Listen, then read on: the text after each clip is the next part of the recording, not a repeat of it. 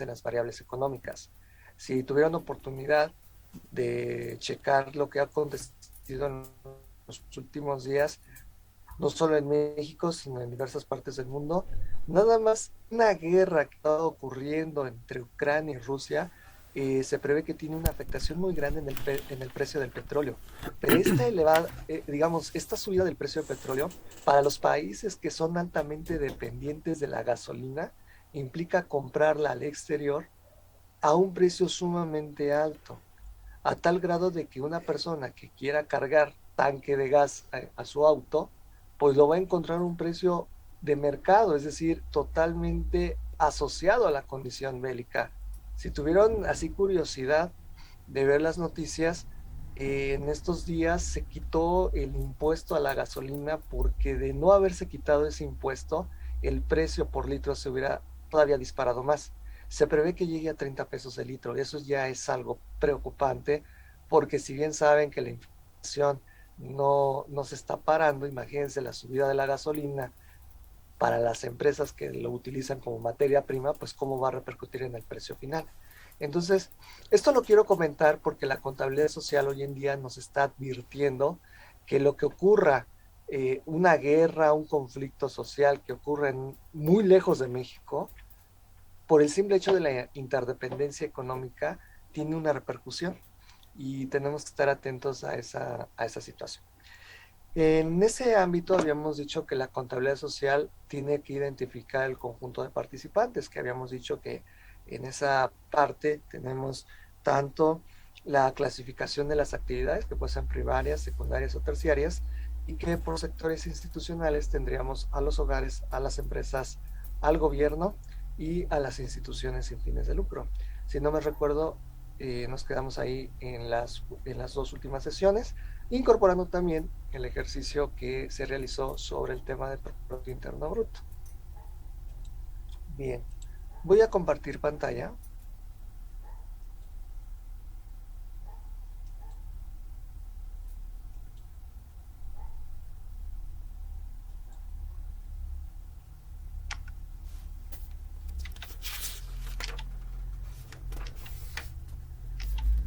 ¿Pueden ver imagen? Profe, sí.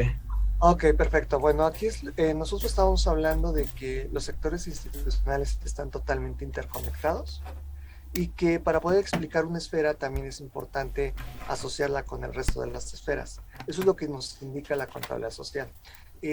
Analizarlo por separado se vale, pero a veces hay situaciones o comportamientos que tiene una esfera que necesariamente nos obliga a conectarlas con las demás, sobre todo porque una de las condiciones de la globalización es la variable de interdependencia.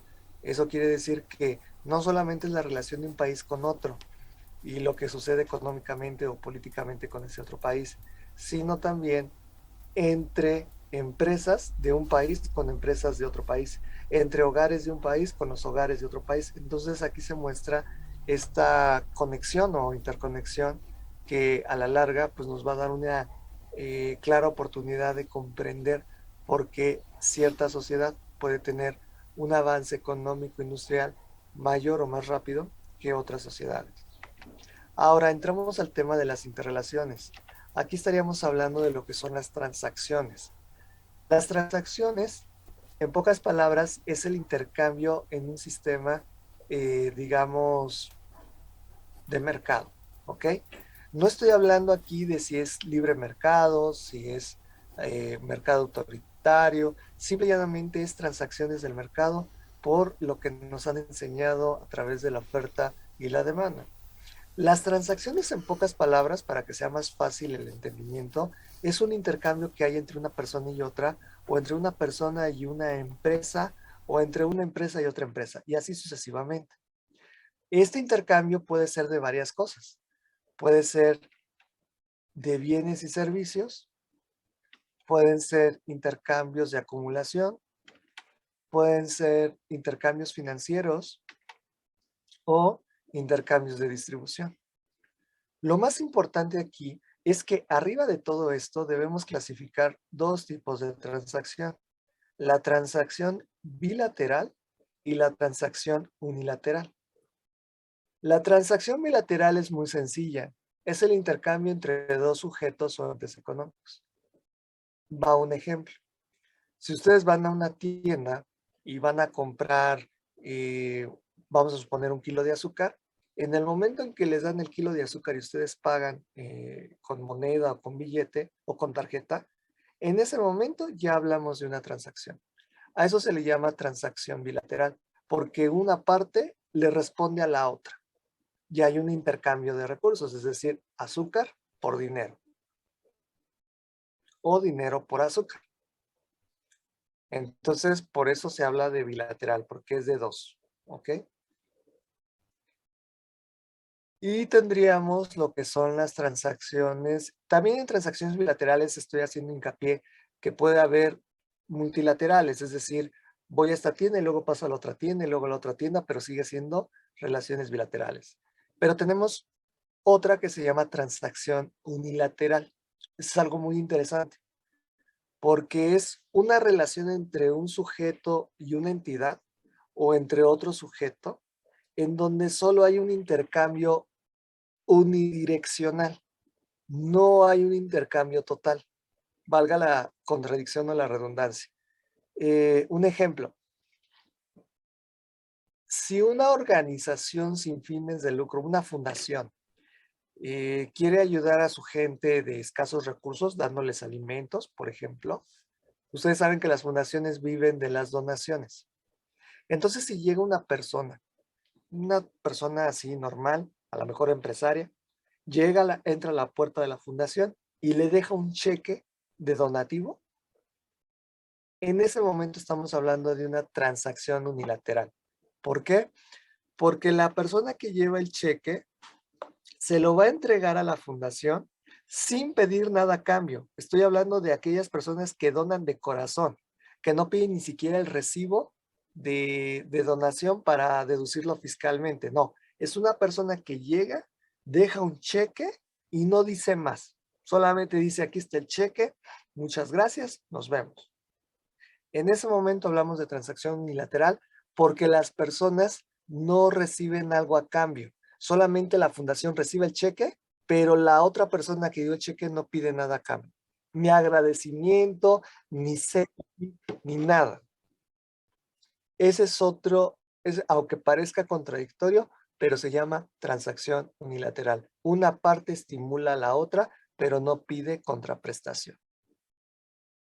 Otro ejemplo muy sencillo de transacción unilateral, cuando el gobierno tiene políticas públicas para ayudar a ciertos sectores de la población. Por ejemplo, una política muy famosa es la tarjeta que les dan a los adultos mayores, pero la tarjeta que tiene recursos monetarios, no recuerdo eh, la marca de la tarjeta, pero cuando les llega bimestralmente el dinero, a eso se le llama transacción unilateral. El gobierno les da esa tarjeta con dinero, digámoslo así, a los adultos o adultas mayores, pero no se les pide nada acá. No se les pide trabajar o hacer actividades comunitarias, etc. Ese es otro ejemplo de transacción unilateral. ¿Hasta el momento hay alguna duda? No, profesor. No, profe. Muy bien, entonces pasemos a la clasificación de esfera por esfera. Las transacciones de bienes o servicios, en pocas palabras, es ese proceso de intercambio, como el caso de la tienda, que ustedes acuden, compran el bien y a cambio de comprar ese bien, ustedes entregan una tarjeta de crédito, de débito o dinero en efectivo. ¿Ok? ¿Cómo nosotros vamos a analizarlo en la contabilidad social? A través de la oferta y la demanda. Tal cual como les han enseñado en teoría económica o microeconomía, la curva de demanda, que es, digamos, con carácter o pendiente negativa, y la curva de oferta con pendiente positiva, es algo muy similar como lo vamos a analizar en la contabilidad social. Nada más que debemos ser algo honestos. El punto de equilibrio que vemos en teoría microeconómica, económica, es un supuesto ideal de lo que podría ser una economía pura. Sin embargo, en el mercado real no sucede tal cual como está en el diagrama o en el gráfico.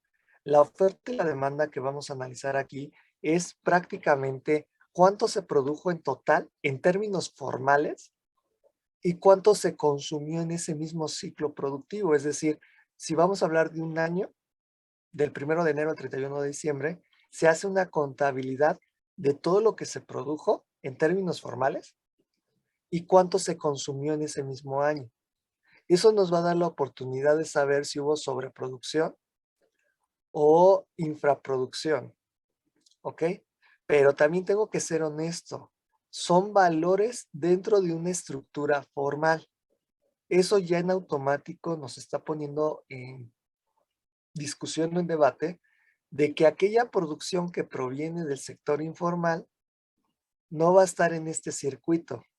Entonces ya indirectamente estaríamos hablando de que podría existir tentativamente niveles de sobreproducción. ¿Y qué pasa cuando hay sobreproducción en un circuito de mercado? Si les han contado. ¿Qué afectaciones habría en el mercado y en la sociedad? Ay, no sé, profe. Ok, Eduardo, por favor. Pues si sobre producción sube mucho la oferta y la demanda se queda igual, así que empiezan a caer los precios y si no se controla a tiempo, se entra en un proceso de recesión. Y si no se controla la recesión, entramos en crisis. Exactamente. Muy bien, muy bien. Entonces, en primera instancia, cuando dijo el compañero bajan los precios, podríamos todos decir, bueno, qué bueno, porque así se puede comprar más bienes. El problema es que es un proceso y ese proceso a la larga puede ser contraproducente. Entonces, habrá que ser cuidadosos con esa partitura, ¿ok? Entonces, este tipo de transacciones nos va a ayudar a entender y comprender en términos monetarios cuánto es lo que se produce en un país y cuánto es lo que se consume en el mismo país. Esto también nos va a dar una idea de cuánto fue necesario comprar de otros países para garantizar el consumo de este país. Entonces, aquí estamos abordando también las relaciones comerciales.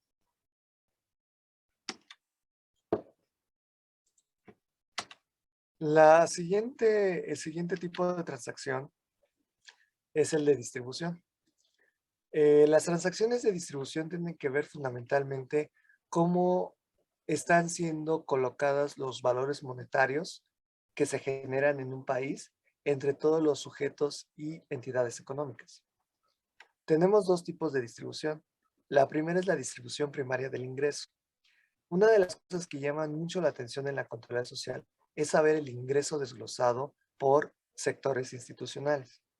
En primera instancia, lo que llama mucho la atención es cuánto gana la sociedad desglosada por grupos de edad, por nivel de instrucción, por estructura a la cual forman parte en un trabajo, ¿ok? Y de ese nivel de ingreso, cómo se desglosa según las condiciones laborales. Eso es lo que veríamos en la primera esfera. Primeramente serían los salarios, visto desde el punto de los hogares, los impuestos, como puede ser el valor agregado y los derechos de importación, desde el punto de vista del gobierno, los subsidios, que es lo que otorga el gobierno, pero que para las personas o empresas puede ser un ingreso, y los excedentes de explotación, que es un tema muy controvertido, pues digamos, muy polémico, porque cuando hablamos de excedentes de explotación, aquí les paso el chisme más interesante de la carrera y de la materia, es cuántas ganancias se fueron acumulando y se fueron generando en un año determinado. Estamos hablando de un cálculo aproximado, con sesgo, aclaro, de todas las ganancias que se generaron en el país de parte de las empresas, de parte de los hogares, de parte de las instituciones sin fines de lucro, que claro, no lo van a mencionar como ganancias, a lo mejor como remanentes, según sea el caso. ¿Ok? Entonces, esa variable es muy, muy interesante, la vamos a ver, pero tiene sesgos, es decir, tiene fallas en el cálculo, tiene agregados que no deben tener, precisamente para restarle fuerza a ese concepto. La segunda esfera que vamos a encontrar es la distribución secundaria del ingreso, que como su nombre lo dice, va a tratar de integrar conceptos complementarios a los que vemos en la esfera primaria. ¿Cuáles son esos conceptos complementarios del ingreso? El analizar a la población en cuanto a prestaciones sociales, que también son ingresos. Entonces, aquí les hago un comparativo muy sencillo. Una persona puede recibir un salario mensual o quincenal. Eso es lo que llamaríamos ingreso primario, o sea, el ingreso que recibe continuamente cada quincena por el trabajo que realiza. Estoy hablando del trabajo convencional que se paga por quincena, pero también puede ser el ingreso que se recibe por hacer un trabajo determinado. Han oído, por ejemplo, el trabajo a destajo, en donde una empresa le pide a un trabajador que diseñe o prepare algo en volumen. Entonces le dicen, si tú logras hacer 100 piezas o 200 piezas, yo te voy a pagar hasta ese entonces cuando estén las 100 piezas. A eso se llama trabajo por destajo. Lo que se le paga es el ingreso y ese ingreso se llama primario en el ámbito de la distribución. ¿Qué es lo que vamos a encontrar como secundario en el ejemplo? Si la persona recibe una prima vacacional que es como un bono por su desempeño, pero para las vacaciones, ese bono se llama ingreso secundario y se maneja en la segunda esfera. Si la persona recibe un aguinaldo al final del año, eso es parte de la segunda esfera. ¿Ok? Si recibe, por ejemplo, apoyo médico o el acceso a entrar al seguro médico, eso también se llama parte del ingreso secundario. Entonces, si nos damos cuenta, la esfera secundaria va a integrar todos aquellos elementos que van a ser parte de un ingreso de la persona, pero que no está directamente asociado a la parte clave de su trabajo, que es el primario, sino que son los complementos que tal vez que por un lado a través de la ley se establecen, pero que también muchas empresas no cumplen. También vamos a encontrar indemnizaciones y lo que son los impuestos directos, que es el pago del ICR, pero esto visto desde el punto de vista del gobierno, es decir, cuántos ingresos obtiene el gobierno por esta vía. ¿Ok? Entonces, la distribución, como su nombre lo dice, nos estaría diciendo que el total de ingreso que se genera en un país, cómo se distribuye entre todas las partes involucradas.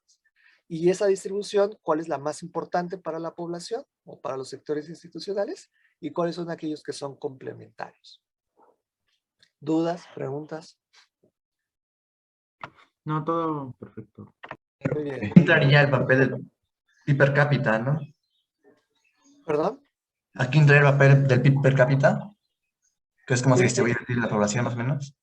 sí, nada más que voy a hacer una precisión. El PIB per cápita es una forma de comparar el nivel de producto por habitante entre diversos países. Entonces estamos hablando del nivel de producción, no del nivel de ingreso. Para que pueda verse como ingreso, tendríamos que decir ingreso per cápita, que deriva también del análisis del Producto Interno Bruto. Pero sí tendríamos que hacer la distinción. El PIB per cápita tiene que ver con la distribución del producto por habitante en términos de generación de producto. Pero aquí estamos hablando exclusivamente del ingreso, entonces tendríamos que hacer el ajuste para que se hable ingreso per cápita. ¿Ok? Esto es un punto muy importante porque no lo voy a decir aquí. Cuando entremos al PIB per cápita, el análisis del PIB per cápita, se van a dar cuenta de que hay muchas contradicciones. Hay un punto muy polémico ahí y que a veces muchas de las personas que no conocen el concepto lo utilizan de manera descabellada y después uno tiene que entrar a hacer las aclaraciones. Entonces, el PIB per cápita nos va a ayudar para hacer un ajuste y encontrar lo que se llama el ingreso per cápita. Ya lo veremos después en las siguientes sesiones, no se preocupen, lo vamos a aplicar matemáticamente para que vean cómo existe esa diferencia. Espero haya podido aclarar la duda. Sí, profe, gracias. Muy bien, ahora, el siguiente tipo de transacción es el de acumulación. Como ustedes saben, me imagino en la carrera, bueno, en la materia de economía política les habrán dicho que el dinero cuando entra en un proceso productivo se convierte en capital y este capital tiende a revalorizarse. Esa es como la misma concepción que se va a manejar en la esfera de la acumulación. Las transacciones de acumulación, como su nombre lo dice, son colocaciones de capital en algún sector o en algún área con el objeto de revalorizarlo en el tiempo, pero con una característica que se vea, que sea tangible indirectamente. Entonces, la primera esfera que vamos a encontrar es la inversión en activos fijos. Si recuerdan sus clases de cuenta general, les habrán dicho que un activo fijo es todo aquel valor o aquel bien que va a estar adentro de una entidad económica y que va a servir para generar nuevos productos y un beneficio económico. El ejemplo de un activo fijo sería el edificio, sería el escritorio, el equipo de cómputo, todo lo que tenga que ver para poder producir un nuevo bien o prestar un nuevo servicio o un servicio adicional. La inversión en activos fijos tiene una finalidad. Se va a desembolsar capital en ello para, con el tiempo, generar un beneficio económico. Entonces, a eso le llamamos transacción de acumulación. Si ustedes tienen un negocio y van a ir a una papelería porque necesitan comprar una impresora para su negocio, ya no estamos hablando de solo un bien que están comprando, sino que están haciendo una transacción de acumulación porque están desembolsando capital, ya no es dinero, sino capital por esa impresora, que la van a utilizar en su negocio para que lo que resulte de esa impresora, como hojas, impresiones, etcétera, les permita de ahí también cobrar por sus servicios o por sus productos y recuperar lo que se desembolsó en dicha impresora. Por eso se le llama inversión en activos fijos. Tendríamos edificios, maquinaria, equipos de transporte, equipo de cómputo, mobiliario de oficina, etc. La segunda esfera tiene que ver con las existencias, pero sobre todo la variación de existencias. Las existencias, para que quede como muy sencillo para nosotros, es lo que nos decían en contabilidad general que eran los inventarios. Los inventarios, de manera muy sutil, les voy a decir, es la cantidad de mercancía o de producto que se quedó rezagada en la bodega de una empresa. Pero estamos hablando de todas las empresas del país. Esa es la diferencia aquí. Nada más que ya no se les dice inventarios, se les dice existencias, porque es con la variable que vamos a integrar en la valoración del Producto Interno Bruto. Estas existencias se van a dividir en tres categorías. Lo que es materia prima, para introducirla a un proceso productivo y obtener un nuevo producto. Luego tenemos lo que son productos en proceso, que significa que estábamos en la esfera productiva, entró el producto a la maquinaria, se entró en un proceso de transformación, pero vamos a suponer que se fue la luz y se cortó. Es decir, no se terminó de empaquetar, de ponerle el código de barras, porque se fue la luz. Entonces, cuando el producto se queda a mitad de camino, a eso se le llama producción en proceso. ¿Ok? Y el producto terminado es aquel que sí cumplió con todo el proceso productivo, que está listo para su venta, pero jamás salió de la bodega porque en ese momento no hubo las condiciones para que saliera al mercado. Entonces tenemos aquí de alguna manera tres tipos de inventarios: materias primas, productos en proceso y productos terminados. La lógica en algún momento dado, porque se tienen que ofrecer al público. De lo contrario, no se podrían llamar existencias. Ahora, el triángulo que ustedes ven ahí, o el símbolo delta, quiere decir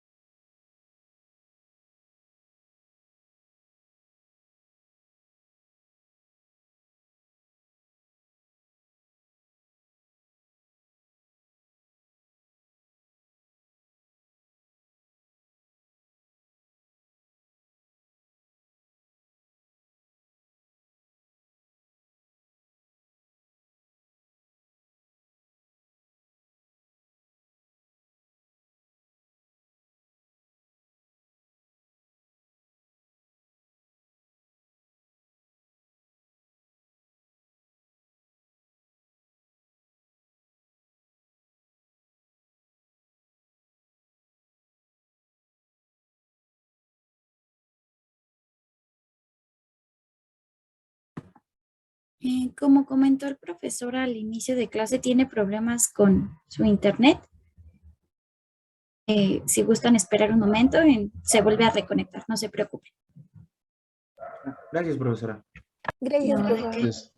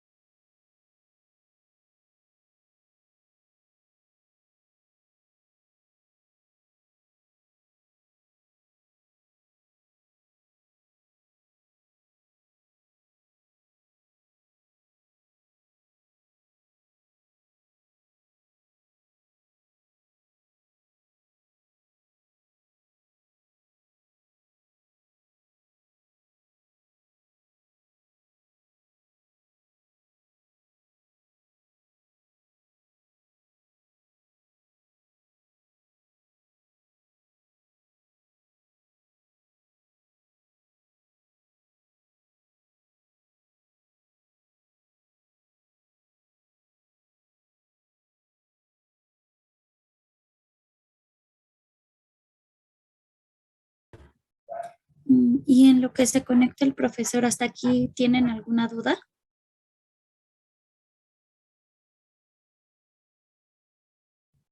No, De, está claro.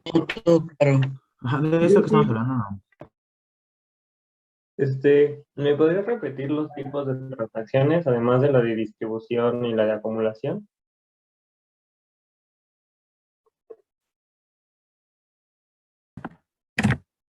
Hasta ahorita son los únicos que se han contemplado, que son transacciones de bienes bilaterales y unilaterales, la distribución en primas eh, primaria del ingreso y secundaria del ingreso y la acumulación. Son lo único que se ha visto. Por eso no tienes más apuntes, porque son los Va. únicos que se han Ok, explicado. gracias. Es que por un momento me fui y pensé que ya habían visto más. Gracias. No, solo van esos dos conceptos.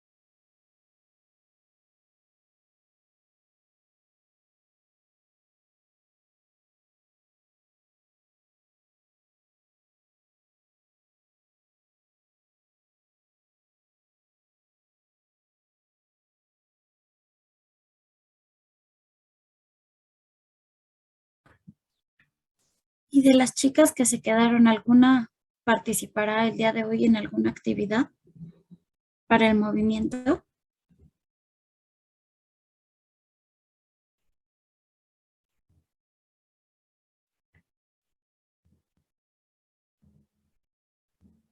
Bueno, yo tenía pensado ir a la marcha. Ok. ¿Vas a ir sola? No, voy a ir con mi mamá, mi hermana y unas amigas. Ok, muy bien. Y de preferencia no vayan solas. Si pueden apoyar a alguna chica en la marcha también. háganlo. Si ven a alguien sola, júntenla con su grupo por seguridad. ¿Ya has ido a alguna marcha alguna vez? Ya, esta es la tercera que voy. Ok. Entonces ya conoces la dinámica. Para las que sea su primera vez en alguna marcha, si desean ir, son muy tranquilas, no vayan con miedo, son muy bonitas, pero muy tristes también en algunos puntos, pero siempre cuídense mucho. También para los chicos, también hoy es un día de mucha radicalidad en algunos momentos, así que también cuídense. No debería de ser el caso, pero no está de más. Sí, yo también voy a la marcha con mi colectiva. Muy bien. Muy bien.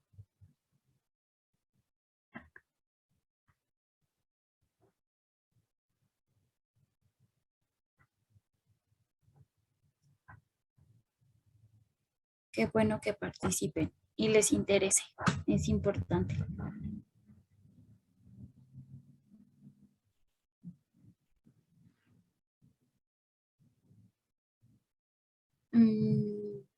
Rocío, no te preocupes. Siempre hay momentos y el cambio no se hace en un día. Así que ir a la marcha a lo mejor es importante, pero no es todo el cambio. Así que las pequeñas acciones son las que más ayudan.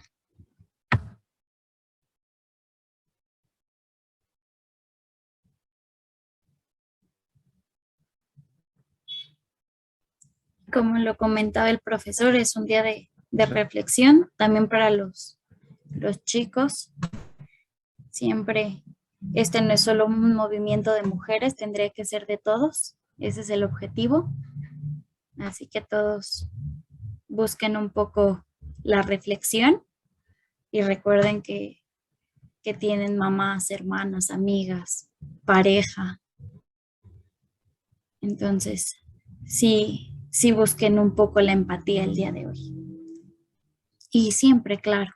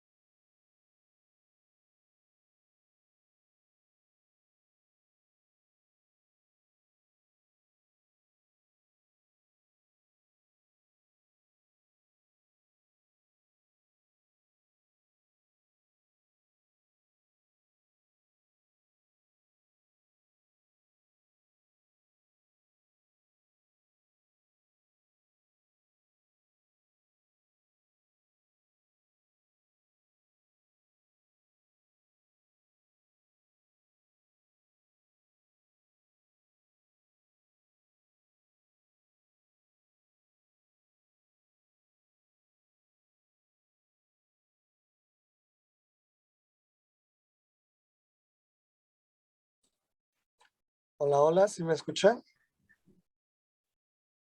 Sí, Sí, profe. Profe, Profe. Sí, profe. Disculpa de antemano, está fallando mucho el módem en este momento. Entonces, bueno, un poquito de comprensión. Voy a retomar otra vez la diapositiva. ¿Alcanzaron a escuchar lo de la esfera de existencias? no, Sí, profe. más o menos. Más o menos. Ok. Les comentaba que las existencias son similares a lo que vemos en los inventarios en una empresa, nada más que visto a nivel país, que los inventarios vistos a nivel país se dividen en tres categorías, que son las materias primas, todo lo que se produjo en el país, pero que no terminó o que no se terminaron de realizar en un año determinado, y los productos terminados que sí lograron concluir el proceso productivo, pero no salieron al mercado.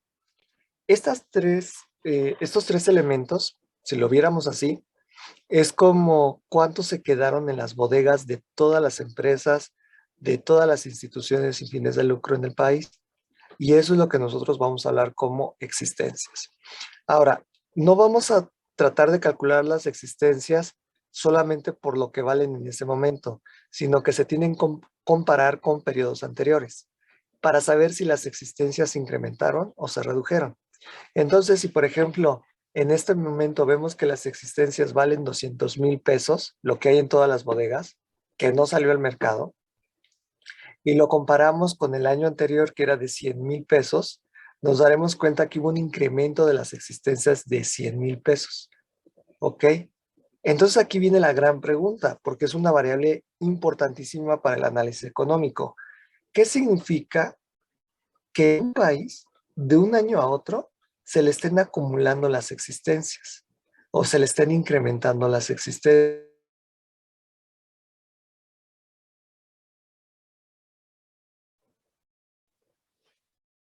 ¿Eso es bueno o eso es malo? Bueno, ¿eso es adecuado o no es adecuado?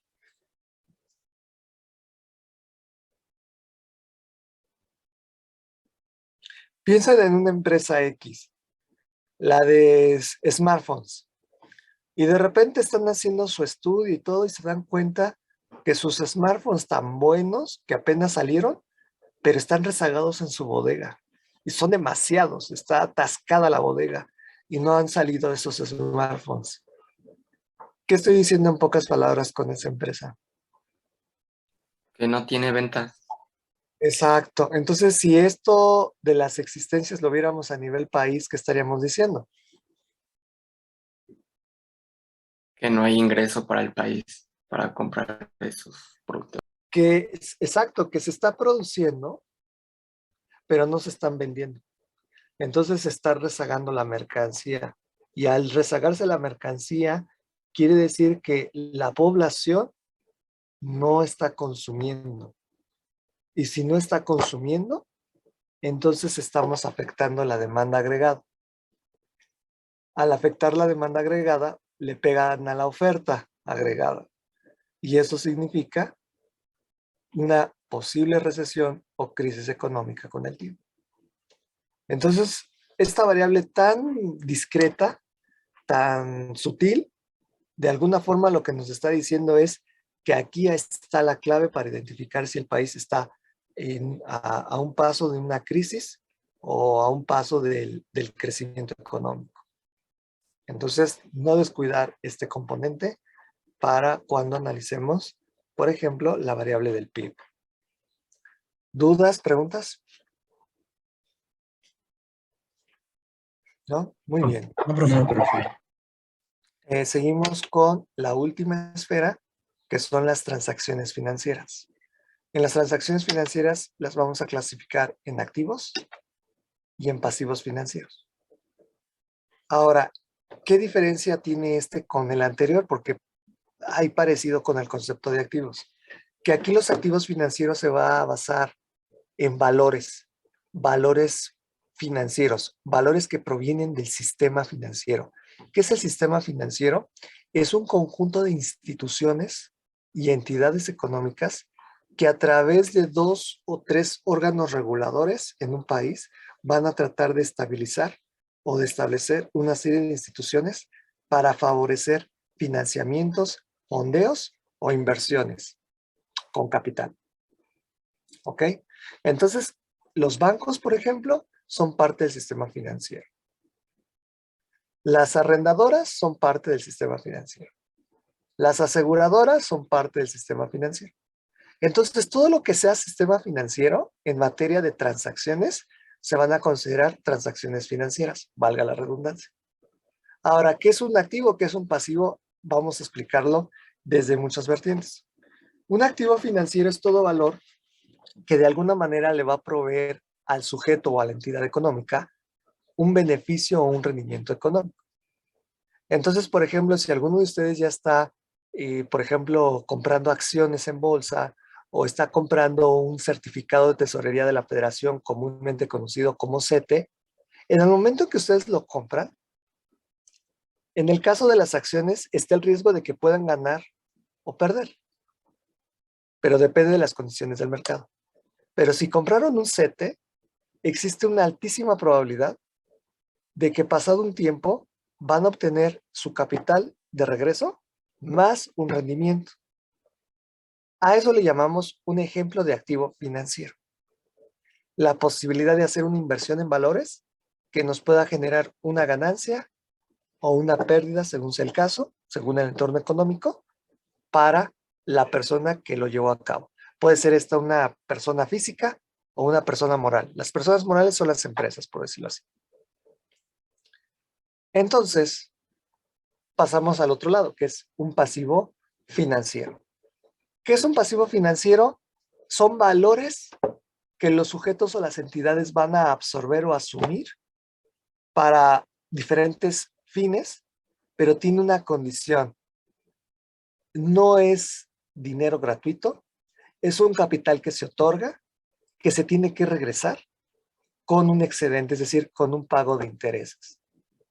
El ejemplo más común son los préstamos. Cuando una persona va a un banco y pide un préstamo, el banco le otorga ese préstamo, pero la condición es de que después de un plazo tiene que regresar parte del préstamo, el préstamo total, con los intereses. Entonces, para la persona se convierte en un pasivo financiero. Entonces, mientras que los activos generan rendimientos a favor, los pasivos promueven los intereses en contra, ¿no? Es decir, que la persona tiene que pagar intereses. ¿Alguna duda, pregunta al respecto? Profe. No, profe. Perfecto. Con eso estaría... sí, profe. le escucho, adelante. Sobre el activo financiero, entonces también los CETES son los que dan como menos rendimiento, ¿no? Según yo. Exacto, pero son más seguros. Son más seguros. Exactamente. Ajá. Exactamente. Okay. Gracias, profe. De nada, de nada. El activo financiero, recuerden que es lo que ustedes van a hacer en el sistema financiero que les genere un rendimiento posible.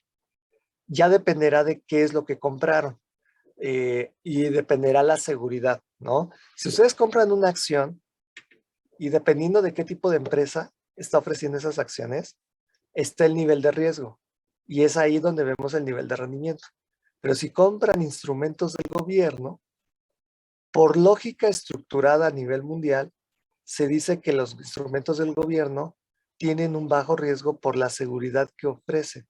Es decir, ustedes compran ese instrumento y de alguna manera tienen que devolverles el capital y el rendimiento que acordaron.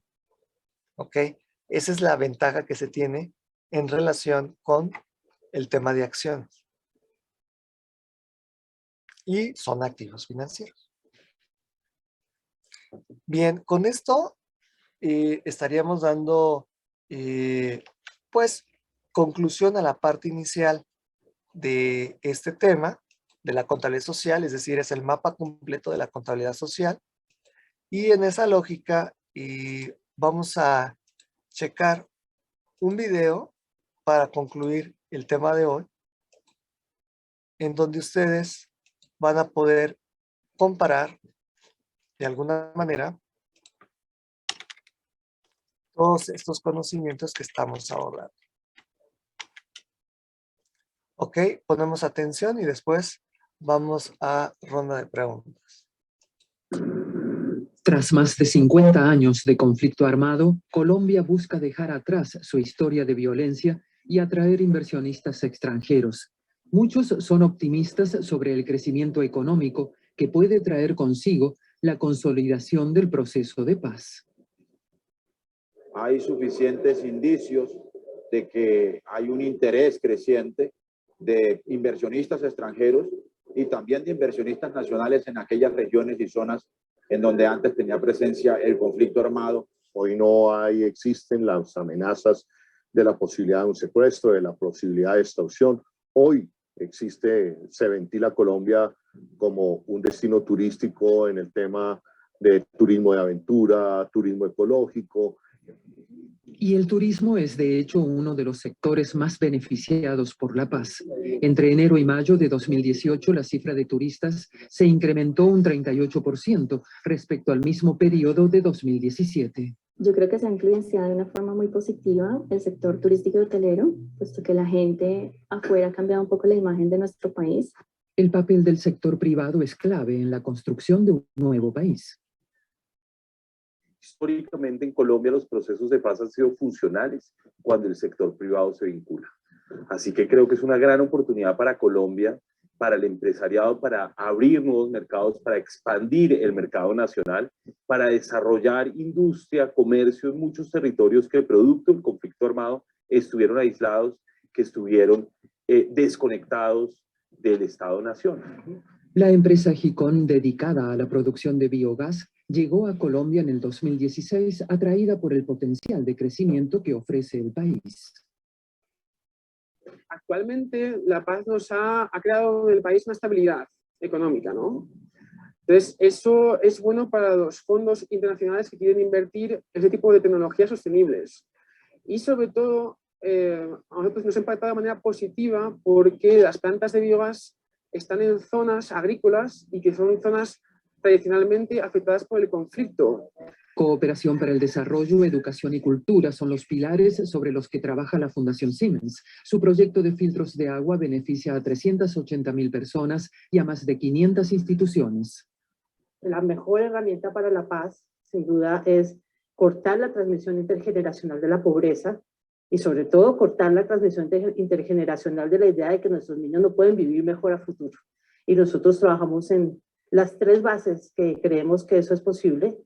El acuerdo lo dice en su punto de desarrollo rural integral y nosotros estamos convencidos en el corto, mediano y largo plazo de que el acceso a la tecnología, el acceso a la educación, pues es la gran palanca para la reconciliación y el desarrollo.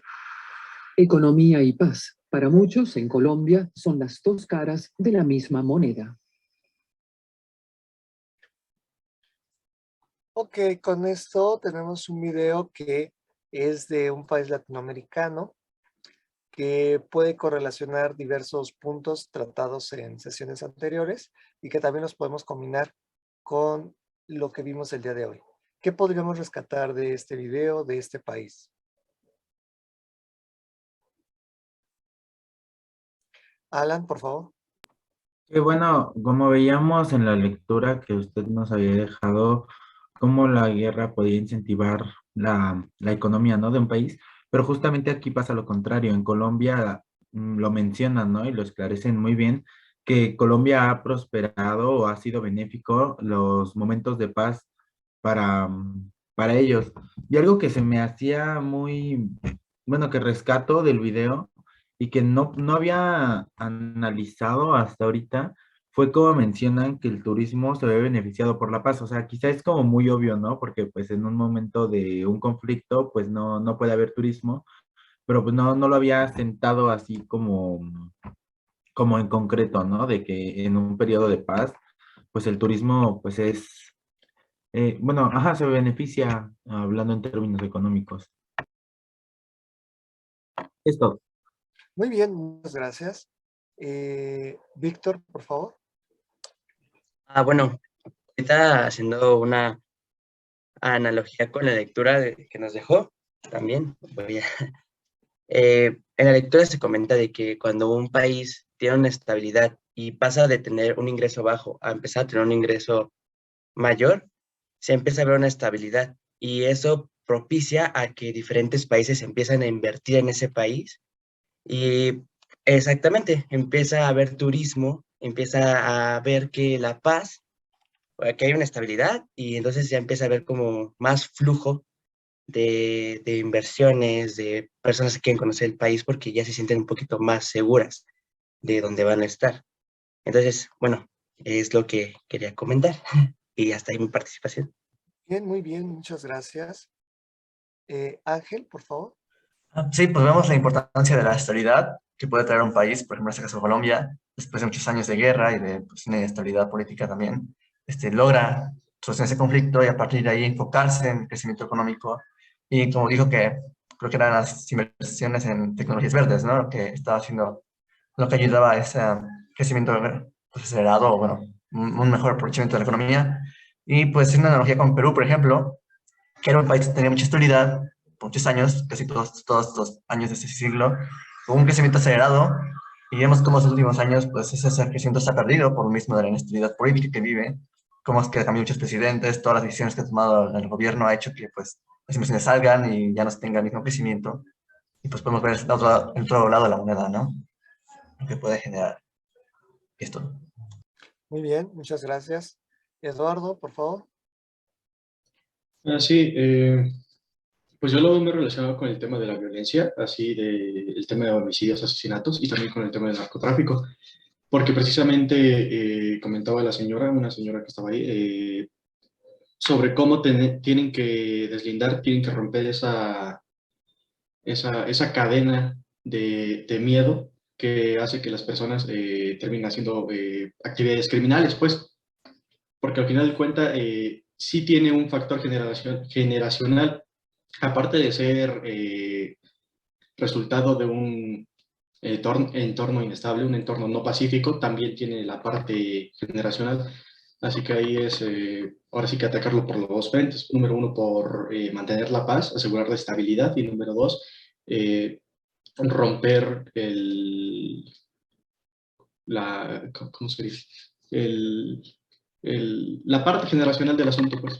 Eso es todo. Exactamente. Muy bien. Aquí también es importante mencionar que este video nos refleja a un país previo a la pandemia y nos muestra cómo los esfuerzos que existieron a través del tiempo, también con la intervención de Estados Unidos para este tema, ayudaron de alguna forma a estabilizar social, política y económicamente este país. También es importante mencionar que este marco institucional que se fue creando y que se fue consolidando en dicha nación, no se quedó solamente ahí, es decir, fue variando o fue ajustándose a las circunstancias de los años, ¿ok? Ahora, si recordar, en el 2000, bueno, prácticamente el año pasado, hubo un movimiento social que se enfrentó al gobierno cuando quiso proponer una reforma fiscal, una reforma tributaria y una reforma a la salud, donde la gente salió y se manifestó agresivamente y de alguna forma pues hubo pues hubo una tragedia muy triste, muy lamentable, que hizo que el gobierno echara para atrás la reforma tributaria y de salud, ¿ok? Esto quiere decir, o lo que quiero comentar aquí, es que si bien es cierto el video nos muestra como un nuevo día, por decirlo así, no quiere decir que ese nuevo día permanezca por siempre. Se necesita un trabajo diario, se necesitan esfuerzos para garantizar la estabilidad social, política y económica a través del tiempo. Entonces, el marco institucional también tiene que ajustarse y actualizarse, y eso es lo que va a también indicar si el país tiene capacidad de estabilizarse o no. Tal cual como lo mencionó el compañero Alan, el turismo es un termómetro indirecto para medir qué tan estable o inestable es un país. ¿Ok? ¿Por qué? Porque mientras más estable sea, atrae uno más turismo. Pero no solo atraer a las personas al país, sino la cantidad de recursos monetarios que estas personas dejan en el país. Eso es un punto muy importante.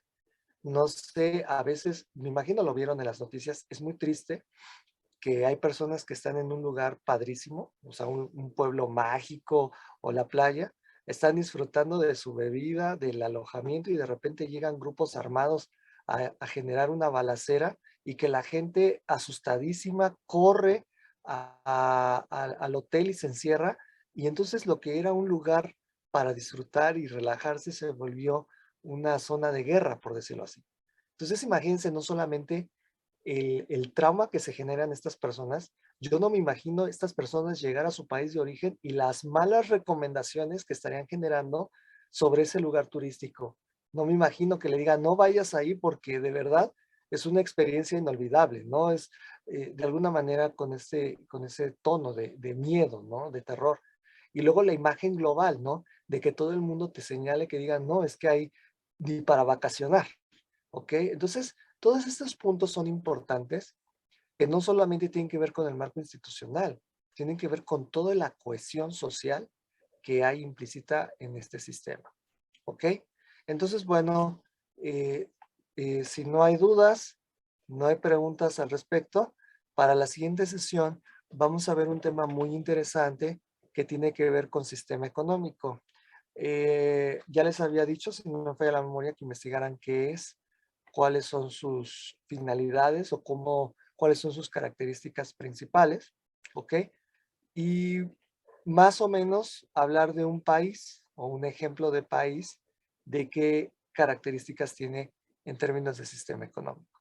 Ese es el tema que vamos a ver el próximo jueves, esperando estemos todos y todas, y así nosotros podamos pues entrar ya poco a poco al análisis estadístico que refiere a la contabilidad social, ¿ok? Si no hay dudas, no hay preguntas, aquí lo dejamos y nos vemos el próximo jueves. Muchísimas gracias, nos vemos. Gracias, profe. Gracias, profesor. Hasta luego, gracias. Hasta luego. Gracias.